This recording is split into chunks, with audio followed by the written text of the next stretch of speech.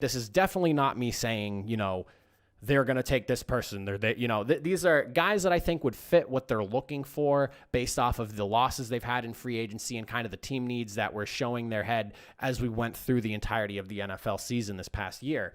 So starting things off, Green Bay Packers, free agent losses. The big ones that I have pulled up on here, Corey Linsley, their center, right tackle Rick Wagner, and linebacker Christian Kirksey. They lost a few other players, but those are kind of like the big, starting guys that they lost that I think kind of take the biggest hit for the team. As far as team needs go, I had a hard time with Green Bay because the needs are there. They're not necessarily pressing because they were in the NFC Championship last year. Very solid unit, but they have just kind of needs, but I couldn't really pick one over the other in a couple situations, so I kind of paired them up. The way I look at this, on the offensive side of the football, and this is kind of interchangeable. We just talked about this. Wide receiver, because somebody needs to be playing solid number 2 reps alongside Devontae Adams, and also their center. The loss of Corey Linsley is huge. He has been the center there for a while now. Him and when the quarterback and center relationship, I feel isn't talked a lot about, but it's important. It's huge for them. And if the center and the quarterback are on the same page, the offense just clicks smoother, So center, wide receiver, kind of interchangeable on importance, but that's kind of like the number 1 spot I would give for team need. From there, I put the edge and linebacker together. Their linebacking core, not particularly impressive.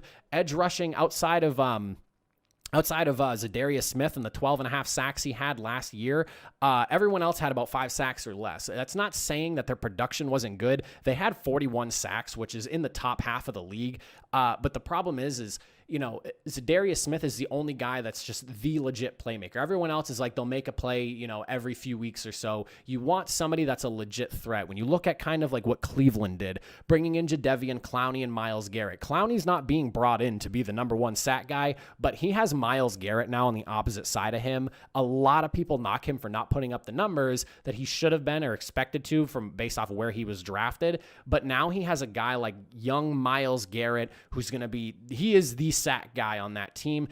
Jadeveon Clowney, while he doesn't get the sacks, gets the pressures. That's kind of something you need here in Green Bay as well. If Zadarius Smith can put up another double-digit sacks year, and you have somebody paired up with him that's getting close to double digits, 6, 7, 8, 9, somebody who's at least getting a sack every other game or so, that's what's going to help improve that pass rush. Force, it's gonna speed up the way some of these quarterbacks that are kind of dicing up their secondary, it'll only help a team to have a stronger pass rush. And that's where I kind of look at Green Bay. They couldn't really bring pressure too much late into the season. And then the linebackers, not particularly impressive for them. It's something that they do need to work on. I think that, there's some strong candidates for, pass coverage linebackers in this draft that I think will help improve that not secondary, but, dropping back in coverage should help them improve a bit. And then the last thing I have on the list here, cornerback. Jair Alexander, phenomenal guy. He's great. Does everything you could ask from a cornerback. He is a legit number 1 guy. But outside of that, it's literally a list of who's in the secondary for Green Bay, and that's really where they struggle, in my opinion, when it comes to, they had 11 interceptions last year, okay? 11 interceptions. You hear that, and you're like, wow, okay, not bad, not great, not bad, kind of in the middle of the pack there. The cornerbacks, specifically, combined for 2. Jair had 1, and then the other one coming from Chandon Sullivan, and I don't even know who Chandon Sullivan is. He's like a 3rd or 4th string guy, I think, in that secondary.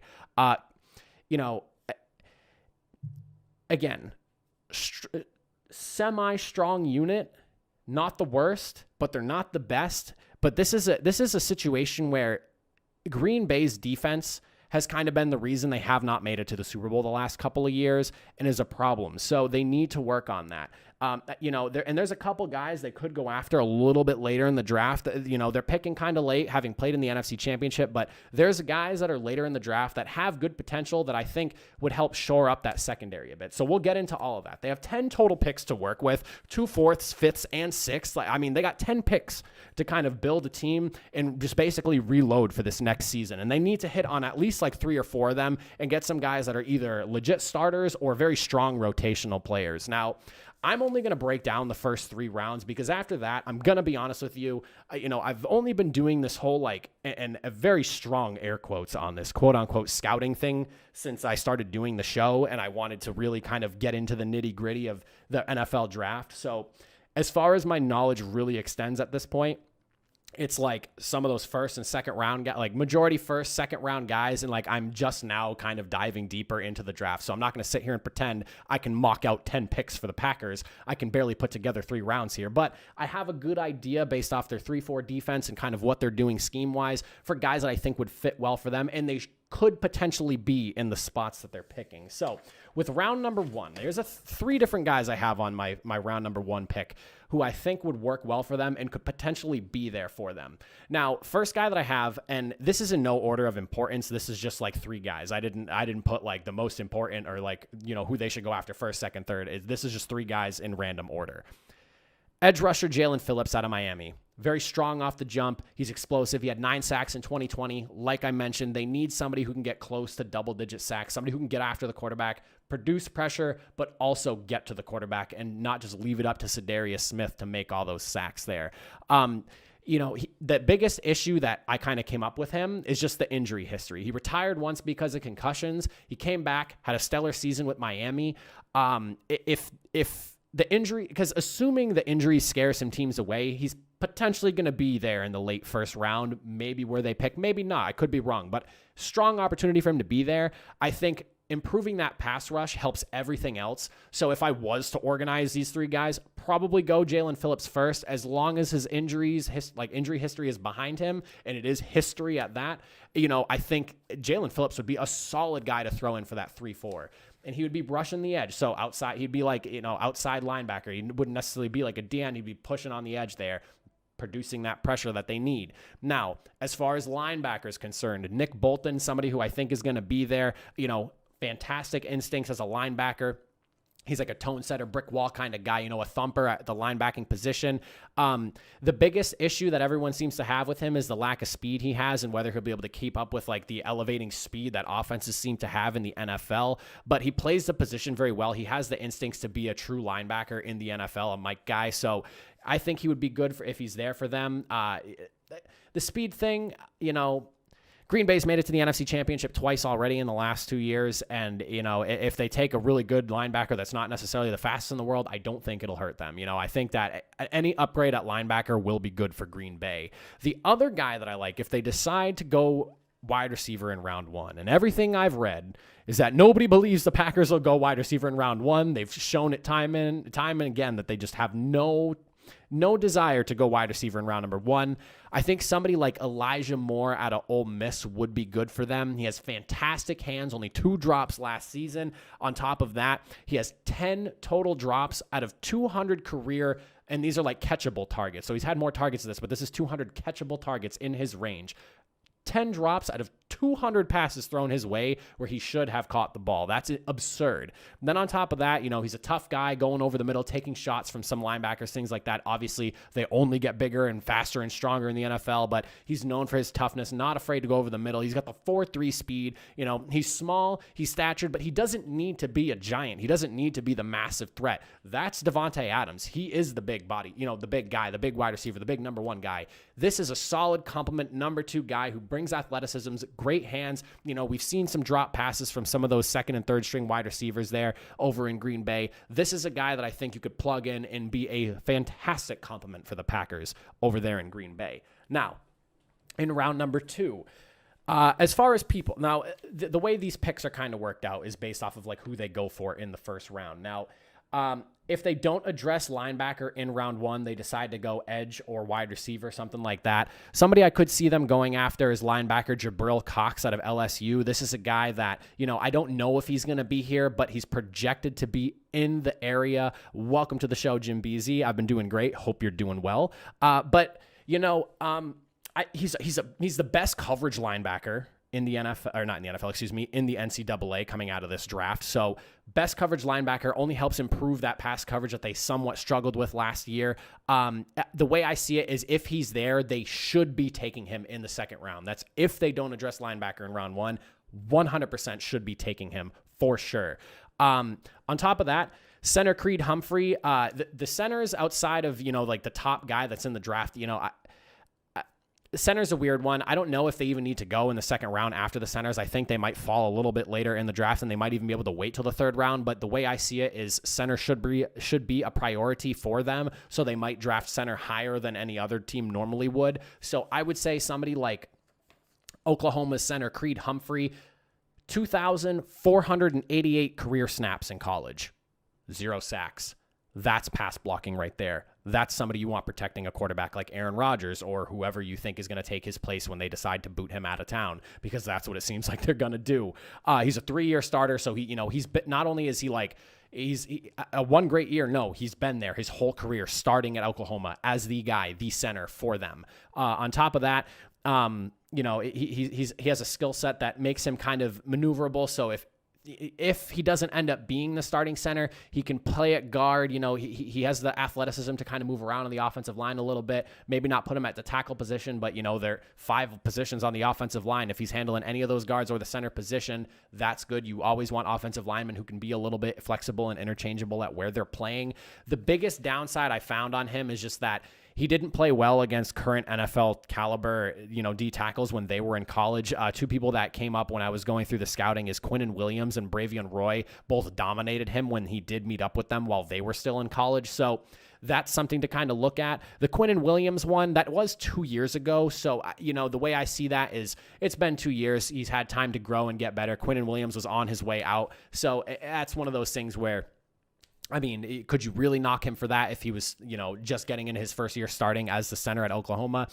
You pick and choose that battle. I'm not going to. But the other guy that I have listed on here, cornerback, very strong position of need. I don't know if Holland's going to be here. This is just like if he's there, someone like Javon Holland, he has a nose for the football, 11 pass breakups and 9 interceptions in the 2 seasons that he played. On top of that, he has experience at safety as well. So he's a versatile player. And in today's NFL, a lot of teams are playing 3 safeties. Like that third safety is almost a starter with the way they're playing. Cause like some of these sub linebackers in those nickel packages are almost literal safeties. They're smaller in stature. They're not the big thumpers we were used to seeing, 10, 15, 20 years ago playing that linebacker. It's not a Brian Urlacher per se. That's a good example right there. They're getting smaller. They're getting faster, more athletic. So this is somebody who's played multiple positions in the defensive backfield. I think he'd be good. He has 4.46 speed. So quick guy.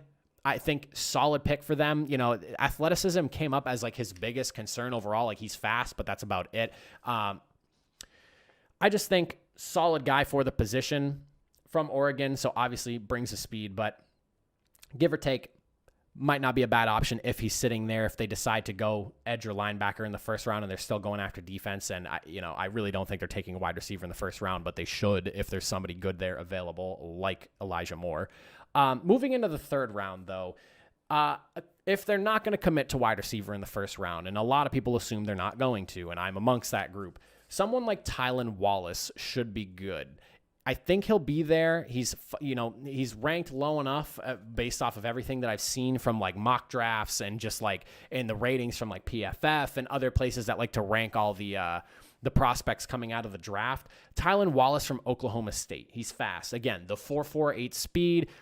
He actually ran a 4.3, he was clocked at least at a 4.39 at the Exos Pro Day. So there's kind of like some conversation as to how fast Tylen Wallace is. But if you want to kind of meet in the middle there between those two numbers, you're looking at like 4.44, 4.43 speed. Awesome speed for a wide receiver there. He did have 4 drops in 2020, so slight concern over hands being an issue. That's one of those things where does that translate or not into the NFL? It doesn't really, it remains to be seen until they actually get there. But Tylen Wallace, I think, would be a good guy. Again, they need somebody who's going to be a solid number 2 playing alongside Davante Adams. Whether they decide to have Aaron Rodgers there for the next 4 years or not, whoever is alongside Davante Adams needs to be a legit number 2, because outside of the running backs that they have there, Aaron Jones and A.J. Dillon, there's no other real receiving threat. The tight end position is still kind of a lost cause. I would say Robert Tonyan looked as good as he did because of Aaron Rodgers. I don't think if you put Jordan Love in there, he plays and has the same season Tonyan just had. I think Tonyan's a good tight end, but I think he's better with Aaron Rodgers is kind of how I look at that. So you have Davante Adams. You have an empty cupboard of other people behind him catching the football. You need a solid number 2. Tylen Wallace could be that guy. The biggest knock that they had for him was his route tree. Again, he does not need to be the best receiver. He needs to just be a threat. Route running and stuff like that can be worked on over time. He can learn from Devontae Adams, who is one of the best route runners in the league. So that kind of complements the issues that people have with him. I think that would just be a really good fit for them later in that third round area. And then the other guy that I have for them, I think edge rusher Patrick Johnson out of Tulane would be really good. The biggest knock for him was just that he played against a low level of competition. He didn't really end up running into any elite offensive tackles pushing the edges for Tulane. However, he has great quick hands. He stays low, so he's able to keep really good leverage. The guy has 24 career sacks, 19 QB hits, and 62 hurries in his time playing in college. So this is somebody who's produced. He's able to get pressure. It sounds like his intangibles and his technique is pretty solid. It's just one of those things where is that going to correlate going into the NFL when he's playing elite level competition better than pretty much anyone he played at college every single week at that point? Because if you're in the NFL, you're probably better than just about everybody who's playing in college at that moment. And that's where I stand on the Green Bay Packers. I fired out a bunch of names, some of the thoughts on them. I'm curious to see you Green Bay Packers fans, what you guys think they should be going after. Like I said, I'm only covering the first 3 rounds here. I am not the deepest and most well-versed and knowledgeable person on all these draft prospects. I was learning about a lot of these guys as I was writing this whole thing up. I'm curious to see what you guys think, what you want to see your team go after. Do you guys think Green Bay should take a wide receiver in round number 1? I would be all for it. I think they should have did it last year, so you might as well run it back and actually do it this year.